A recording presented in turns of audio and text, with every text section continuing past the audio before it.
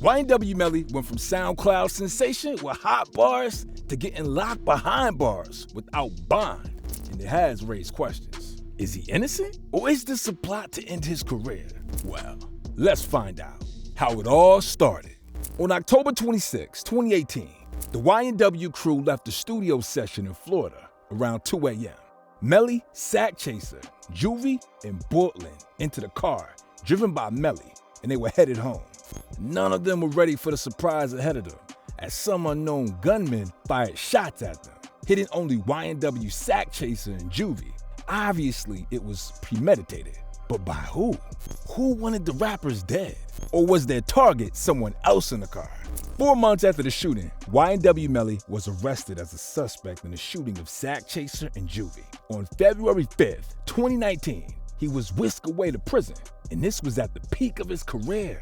Everything was crashing for him, and he had to find a way to prove his innocence. Eventually, the chance came on June 12, 2023, when his trial started. For YNW Melly's case, the death penalty was on the table, so his lawyers had to work overtime to ensure he got out safely. And even if it turns out that he's guilty, he'd still avoid the death sentence. But it wasn't going to be easy, considering there were so many inconsistencies with YNW Melly's story. On the night of the incident, YNW Portland claimed that they had been involved in a drive-by shooting. However, he couldn't identify the culprits because he was ducking and trying to save himself. How does this story sound? Believable, right? I mean, any other person in that situation will look out for themselves first before their friend beside them. But YNW Melly claimed that he was never in the car to begin with. If you recall, the CCTV footage we saw earlier showed all 4 of them entering the same car. However, Melly suddenly claimed he had gone home away ahead of them. So who was lying? Was it Portland or Melly? To make matters worse, when detectives did their investigation, they checked his location that night and saw he was there when the shooting happened, and also found traces of Melly's DNA in the car. There was no way he could beat the allegation. He claimed that he wasn't responsible for the shooting, and if he wasn't, it would be hard to convince prosecutors and a judge, considering the lie he has told. Noticing the direction the case was going, Melly's legal team started to take the focus off their client and put it on Portland. They claimed that Portland lied during the course of the investigation. When detectives asked if he had fired a gun on the night of the incident, Portland claimed that he hadn't. They ran tests on his fingers and found 1% of gunpowder on them, which meant that he had fired a gun that day. Also, after the shooting, YNW Portland found time to change his clothes before dropping Sack Chaser and Juvie at the hospital. For someone who had just gone through that kind of traumatic event, changing clothes should be the least of your concerns. However, Portland didn't care. You can say he's used to the street life, and issues like these don't faze him. But when your friends die in front of your eyes, you'll be shaken no matter how strong you think you are. So his set of actions after the shooting was suspicious. Another inconsistency Melly's lawyers pointed out was that Portland had no injuries after the shooting. Glass had flown everywhere, and the doors were riddled with bullets. So it was almost impossible for anyone to come out without a scratch. But Portland did, and that was hard to explain. In cases like this, every little detail matters. And as Melly's lawyers pointed out, the detective in charge of the case didn't do his due diligence for the investigation. With all this evidence and more speculations, the only thing that could either vindicate or indict Melly was the testimony of witnesses. So let's hear what witnesses in this murder trial have had to say. For the record, what is Frito wearing in the photograph? Shirt. White shirt. Okay. So after the hospital, he went to Frito's house. To the best of my knowledge. Okay. In July 2023, YNW Melly's best friend, Trevion Glass, took the stand to testify against the rapper. Well, he didn't come in to testify against the rapper per se, but he was asked questions with answers that didn't favor Melly. To understand his best friend's testimony, we would do a lot of back and forth between Melly's statements and Trevion's. When the investigation for the double homicide case started, YNW Melly claimed that he was home the entire time everything happened. He claimed that he had left the studio before the shooting happened and found out about Sack Chaser and Juvie's death just like everybody else. But Trevion claimed that when YNW Melly got home from the studio, he went to change his clothes immediately. Nah, he wasn't. You guys Wasn't wearing the same clothes. Okay. Do you recall what he was wearing? Just had on some shorts. Okay. And how long did you stay at Frito Bane's house? I don't know. Remember, Portland also did the same thing after the shooting. If they experienced their friends get shot, where would they find the time to get a change of clothes? After the shooting, YNW Portland was the only one who drove to the hospital. So where was Melly? YNW Melly's case is one of the trickiest cases ever because there are so many unanswered questions. For example, the cops still haven't found the gun they alleged Melly used to shoot his friends, but they have found little evidence to involve Melly in this case. So everyone is at a crossroads, and there's only one correct direction, which nobody knows at the moment.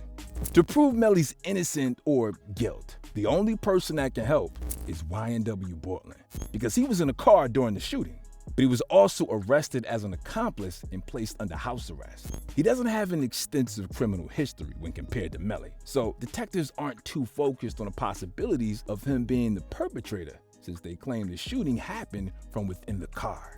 So this resting angle in this seat, you have the projectile coming in, exiting through the top of the skull, and then continuing through the windshield. Police officers believe that the drive-by shooting happened after YNW Sack Chaser and YNW Juvie were already dead. Doesn't make sense. Let's make it simple. Juvie and Sack Chaser were dead before somebody shot up the vehicle from the outside. Who was the person? No one is quite sure yet. The only person who can answer the question is Portland. However, since the case started, Portland seems like he's been intentionally sabotaging the detectives' efforts, and recently he got arrested for witness tampering in the case. Another twist just released in the double murder trial involving South Florida rapper YNW Melly. Melly's co-defendant YNW Portland was booked into a Miami jail Monday night and is being held behind bars on an out-of-county warrant. We just confirmed the warrant is out of Broward County for witness tampering. YNW Portland tried to stop a witness from testifying against Melly in court. If you wonder what incentive he has to do that, remember, only him and Melly survived a drive-by shooting. So if the witness were to say anything incriminating against Melly, it could also implicate him. Whatever little freedom he had, he was willing to place it on a life in hopes of a longer-lasting freedom, and that really didn't turn out nice for him. However, it's paramount to include at this point that Portland acted on YNW Melly's instructions. YNW Melly facing even more trouble this week, now accused of tampering with a witness in his double murder case. Melly, whose real name is Jamel Demons, is already in custody, but new allegations say he developed a, quote, sophisticated system to communicate with individuals outside of the Broward County Jail, including his co-defendant, Cortland Henry. The case just keeps getting worse by the second, and neither suspects are helping matters for themselves. If they're claiming to be innocent, then they have no reason to worry about what any witness would say, except they do have something to hide. And in that case, they're guilty. If they're trying so hard to silence anybody that wants to talk, what other evidence could have been tampered with? Anyway, Portland wasn't given a chance to testify against Melly at the start of the trial. Melly's lawyers claimed that Portland was dishonest and as such, could not be trusted. But can their client also be trusted? Throughout the first court case, a common person that came up was Mariah Hamilton, YNW Melly's girlfriend, during the time of the shooting. Her mother, Felicia Holmes, gave a testimony in court, claiming that the rapper FaceTimed her daughter after the shooting. He said a car had driven behind him and fired shots at their car, and he was afraid that Sack Chaser and Juvie were dead. FaceTime call between Melly and Hamilton, her daughter, right after the shooting, where according to her, Melly said someone shot the car up, that a car was coming behind him, that presumably the shooter or shooters were hiding there, and then he said he thinks Sack Chaser and Juvie are dead. If we remember clearly, Melly claimed he wasn't in the car when the shooting happened. So how did he know that his friends were or even involved in the shooting on the night it happened? It only goes downhill from here. You see, because Felicia Holmes said at some point her daughter started to get scared because Melly was threatening her life. He sent her a text saying, "I take lives," and she believed Melly was involved with the murders. Then at some point, Holmes says that her daughter told her that Melly was threatening her and that she feels Melly had something to do with the murders. Hamilton even talked to law enforcement about a text from Melly where he allegedly says, "I take lives." Mariah told police officers everything she knew, but that was all she could do to help. However, her mom revealed in court that whatever she said about Melly in 2018 was hard for her to remember because her daughter's life was being threatened. The government was threatening to send her to jail if she didn't testify against Melly, which made the judge reject her testimony. And truthful with law enforcement when you spoke with them? I would hope so. I mean, it was 2018. I went through a lot in that year, so I'm not sure where my mindset was at that time. I do remember that they kind of bullied me and threatened my daughter to take her to jail for accessory after the fact. I do remember that. Sitting down with the law and crime sidebar, Mariah revealed that the lead detective had actually threatened her. Into providing testimony in this case. What can you tell us about that? When the situation first happened, me and my mom was I was threatened. I was 17, about to turn 18. They came to my house. They were telling me that they were going to arrest me. In a bid to keep herself safe, she had to tell them everything she knew. They believed she knew more because she was his ex-girlfriend at the time. So they kept harassing her, even after she had revealed all she knew, which was enough reason for the judge to reject her mother's second testimony. Why did they think that you were a part of what happened? Because I was his girlfriend at the time. So they thought that I knew more than what I was telling them that I knew, which I didn't. So they were just harassing me, being that I was his ex-girlfriend or girlfriend at the time. When we think about Melly's case from Mariah's standpoint, it's obvious that some of the testimonies against him have been under duress. Which begs the question, why do the cops want him to be indicted so badly? They have pulled every card you could think of. I mean, from money issues to gang life, but still have gotten nothing. The lack of evidence in this case was so glaring that after 14 hours of deliberation, with years of the suspect being behind bars, the jury couldn't make any reasonable conclusion. The case was declared a mistrial, but it didn't mean the rapper was innocent. Despite all of the trials, YNW Melly wrote a handwritten letter to his father about his experience in prison.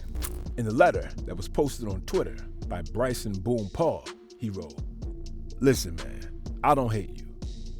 God put me through everything for a reason. Not having a dad made the man I am today. I was meant to be that way.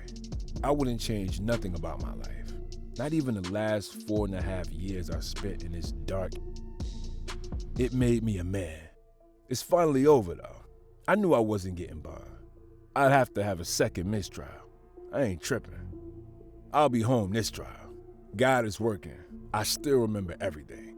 Well, now would be the best time for YNW Melly to hold on to whatever hope he has left, because this retrial is his last hope to prove his innocence. What do you think will be the final outcome?